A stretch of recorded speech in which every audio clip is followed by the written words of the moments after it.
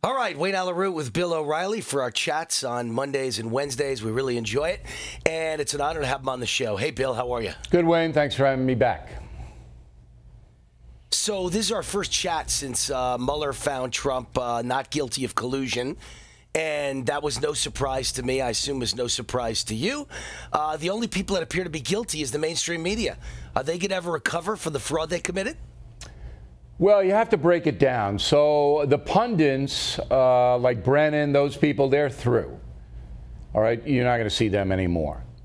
The anchors, like Maddow and O'Donnell, Cuomo, those people, they can't get rid of them, the corporations who pay them, because that would be admitting that the whole operation is incompetent.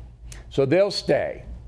But the audience will dwindle for MSNBC and for CNN. You could see it on Monday, big news night on Monday. They got crushed, those two networks. The New York Times, damaged beyond repair. Washington Post, in worse shape because of the lawsuit from the Covington kid. Washington Post really in trouble. So there will be consequences for convicting President Trump based on a wish, not evidence. All right. One of the big surprises of the week, I had my newspaper column was due for tomorrow's publication. I wrote it yesterday, and I said, you all think I'm going to write about collusion and Trump, and I will. I'll touch on it. But the big news of the week, in my opinion, is one most people haven't heard. It's Obamacare. Trump has decided to push ahead, his administration, to push ahead to kill Obamacare in the courts, which is a huge surprise. I'm thrilled. I think it's a great idea, but only if you have a backup plan on what you do to replace it. So is the GOP the party of health care, or is Trump setting them up for trouble in the 2020 election? Depends. It depends on what the goal of this is. I don't believe that President Trump is going to win in the court system, because the Supreme Court ruled it's a tax. The whole thing's a tax. You remember that, John Roberts.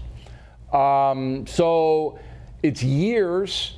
I don't think it'll even be decided before the vote in 2020. So I don't really know what the goal is here. I don't think people are going to follow it. It's very complicated. I don't think he's going to get a lot of bang for the buck on the PR end of it. So I'm not really sure what it's all about. Well, my argument from the beginning was that middle-class people had their rates hijacked through the roof, like me. $500 a month went to $2,000 a month, and then it covered nothing. It was a disaster for me financially. None of that has changed. Trump hasn't helped one middle-class person with their Obamacare health care bill. So I think it's good that he's trying to kill it. I just think you have to have a plan. But wouldn't it be better? Right? Let me ask you a question, Wayne, because I don't disagree with your assertion that more Americans were hurt or are hurt by Obamacare than helped. Than helped. But wouldn't it be easier or more effective to go through Congress to pass a new law rather than go through the courts, which take forever? Well, look, I was the guy who told Trump you got to have a national security emergency because Congress is never going to give you the money for the wall. I don't think Congress will ever undo Obamacare. No, but they could lose. So I think he's probably right. They could lose in 220 if they make that an issue. If Trump and the Republicans make it an issue, look, you got to vote the House back to the GOP, and then once you do that, we're going to get a better health care system, so you're not going to get slammed.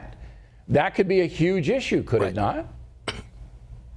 It could. I just think you have to have a plan. There's got to be a replacement. Yeah, I mean, obviously you got to figure he'd come up with something, right? Right. Right, and you got to say, I'm saving the middle class who got destroyed by Obamacare. It was all fraud. Obama lied. He ripped you off. I'm going to save you. That's got to be the campaign theme of 2020.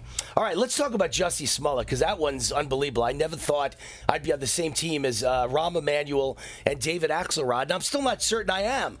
That may be a funny thing where they're trying to take the pressure off Obama. I think Obama's the one who helped get Jussie Smollett off. But in any case, how is it possible in this day and age with the media staring at every situation, this guy committed a hate crime and they let him off scot-free? Well, it's wrong. I mean, obviously it's not equal justice for all if you know the man's guilty and you let him go. But you start there. I don't believe Barack Obama had anything to do with this. His people, the woman who was working with him, who's now in Chicago. Correct. She is. George Soros is funding her. Yeah, I mean, I think it's a progressive left play. But it's Cook County, it's Chicago. And, I mean, you got, what, 5 murders a day there? 6 murders a day? It's insane.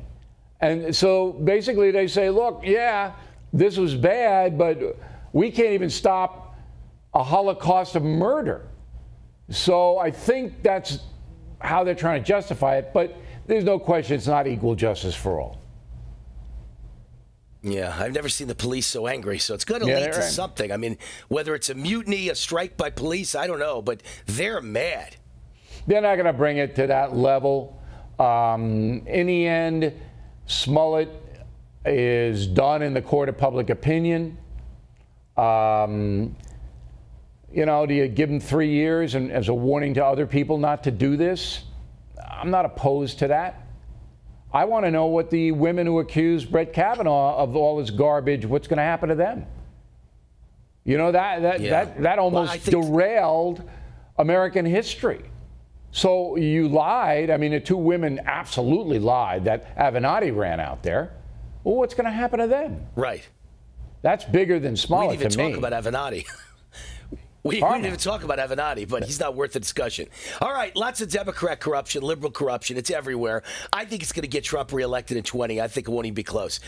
Bill O'Reilly, love having you on. Enjoy your insights. Thank you. Okay, Wayne, thanks for having me in.